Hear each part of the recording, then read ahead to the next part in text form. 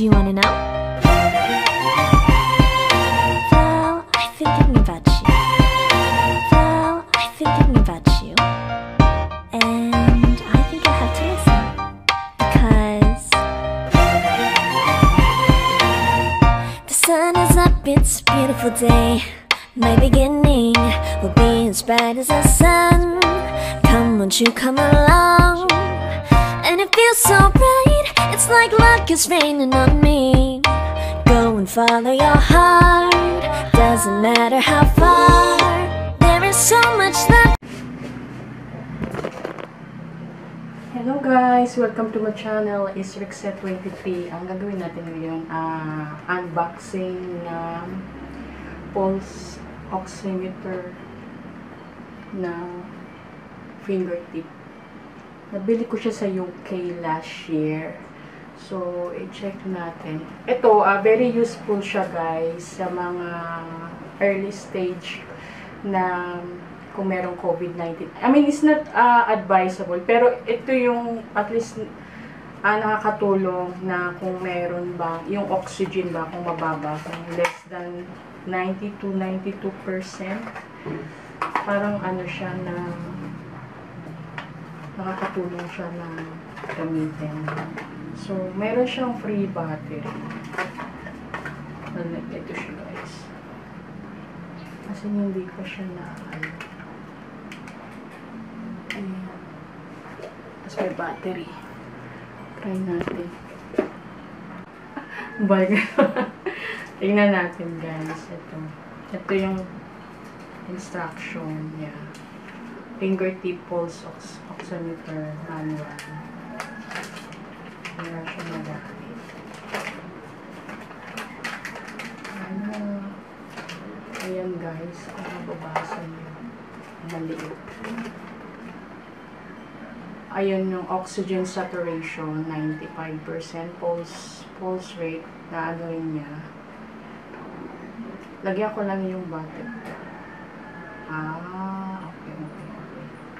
Lagay ko lang yung battery, guys. There. Nakita niyo ba, guys? Masyado akong malayo.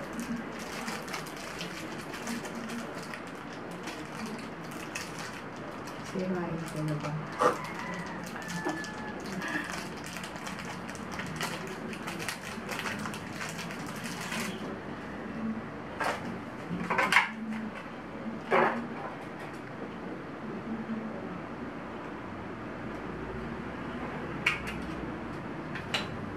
Ito guys, alagay ko yung AAA na dalawang free battery siya.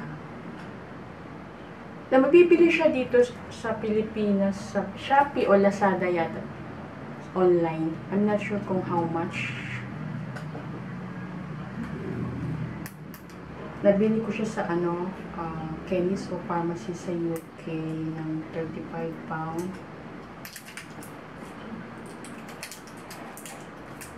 Very useful din siya, kunyari kung gusto nyo i-check kunyari sa mga medical issue para ma-check kung yung oxygen saturation level kung normal ba, kung mostly 95% is the healthy one. Mostly ginagamit din siya sa hospital, diba, sa mga COPD, chronic obstructive pulmonary disease, asthma, pneumonia, lung cancer, anemia, heart attack, o heart failure, o congenital heart defects.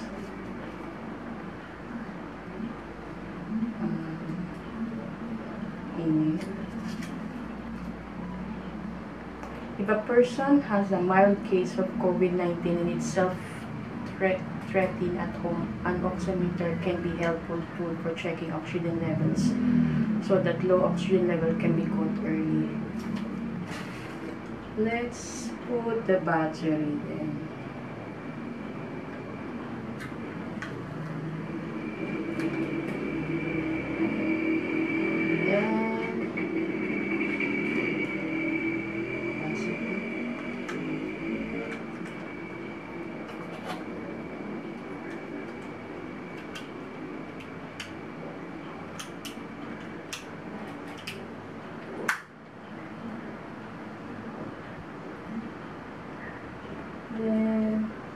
put it on.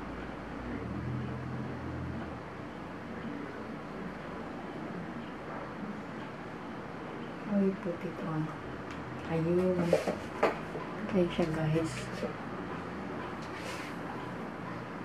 Tapos, we put our finger dyan. Press.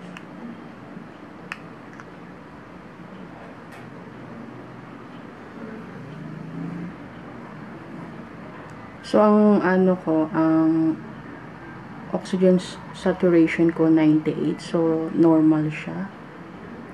Then, my pulse rate.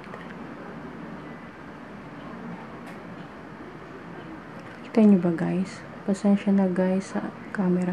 So, you know, saturation, oxygen saturation is 98. Kasi normally, diba, ang normal 95%.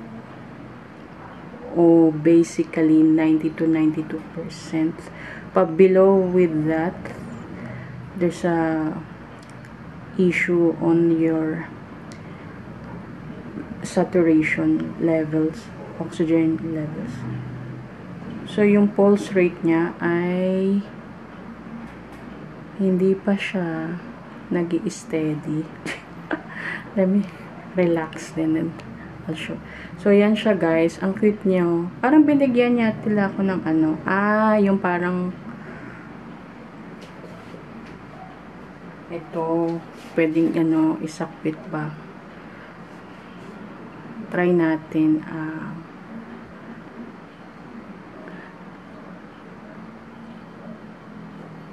Hindi nasisettle yung pulse rate. Bakit kaya? Because keep moving then.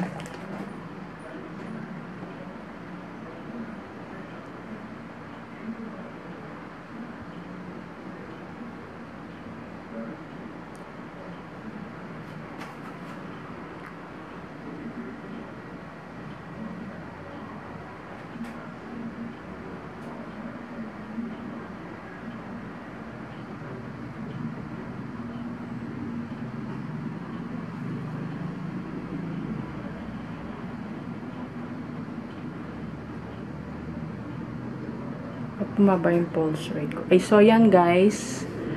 Yan na siya, guys. So, very handy siya at home, diba? Para yung ibang conscious sa health pa, sa medical. At least ito, very convenient pa.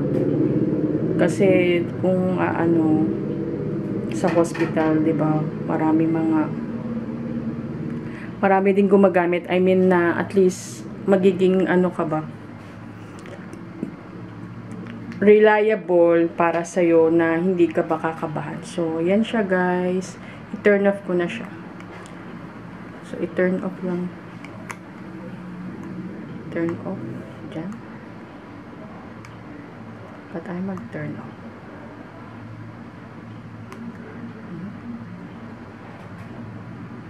Tinurn off ko na. Ba't ayaw? Ayun. So, ayan, guys.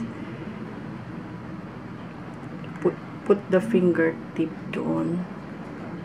So, yun lang, guys, ang aking video. I hope it help you guys in a simple and very short video. Thank you, guys, for watching and see you soon to my next vlog. Bye-bye! Thank you sa mga subscriber. Thank you sa mga member. Bye! God bless! 갑자기 내게 나타나준 너 난 아무 말도 할 수가 없었지 첫눈에 반한다는 이야기가 널 보는 순간 이해가 됐어 매번 야야야야야 불러 널 야야야야